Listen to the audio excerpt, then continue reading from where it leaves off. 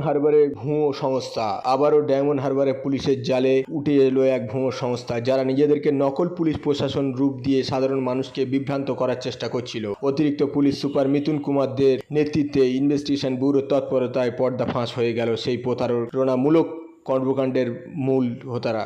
সাধারণ মানুষকে আশ্বস্ত করার জন্য বার্তা দিলেন পুলিশ সুপার মিথুন কুমার দে। শুনুন কি জানালেন।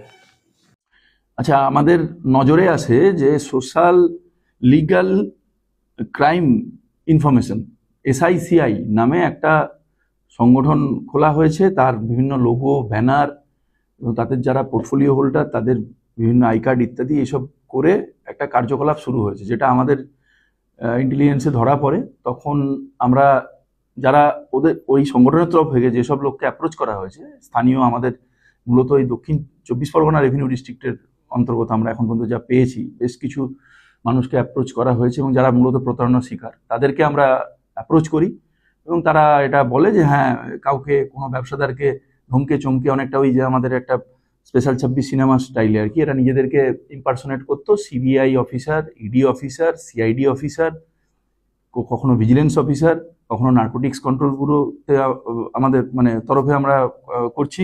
এইসব নানা রকমভাবে ধমকে চমকে এই যে প্রতারণাটা এটা চলছিল।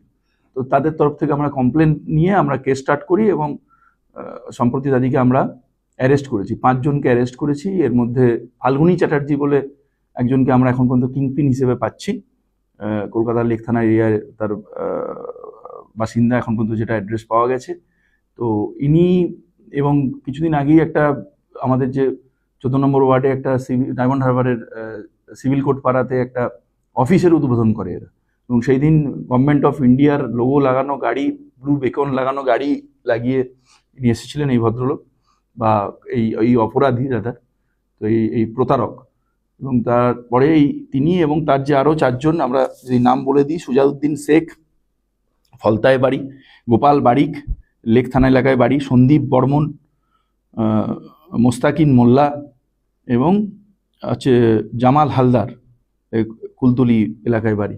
এই ধরনের যারা এই ধরনের অ্যাক্টিভিটিতে যারা যুক্ত ছিল, ফলস আই কার্ড বানানো, বিভিন্ন সরকারি নথিপত্র, ব্যাজ, এমব্লেম এইগুলোকে ফর্জ করা এবং লোককে চমকে ধমকে একটা জুলুমবাজি, চাঁদা তোলা ইত্যাদি যে কার্যকলাপে ছিল, সেগুলো সব আমাদের যেগুলো বিএনএসএ যে বৈধ সেকশনগুলো আছে, বিপিটিং সেকশন, তাতে আমরা কেস স্টার্ট করেছি এবং আমরা ফার্দার তদন্ত আরও প্রসিড করব। এদের হেডকোয়ার্টার আছে দক্ষিণ দিনাজপুরে, এইটুকু আমরা প্রাথমিক স্তরে পেয়েছি। নিশ্চিতভাবে এই ধরনের যে ফ্রডুলেন্ট অ্যাক্ট বা এই ধরনের যে প্রতারণা বা সেটার সঙ্গে অন্য যারা এই ধরনের ধরা পড়েছে এর আগে, তাদের সঙ্গে কোনো কানেকশন আছে কিনা, এই অ্যাঙ্গেলটা আমরা অবশ্যই খতিয়ে দেব। এবং আরও কেউ স্থানীয় স্তরেও ডায়মন্ড হারবারের কারুর এই ধরনের অ্যান্টিসিডেন্টস আছে, তারা কোনোভাবে এটাকে প্রমোট বা এনকারেজ করেছে বা পিছন থেকে কোনো কোভার্ট সাপোর্ট দিয়েছে কিনা, সেটাও আমরা দেব।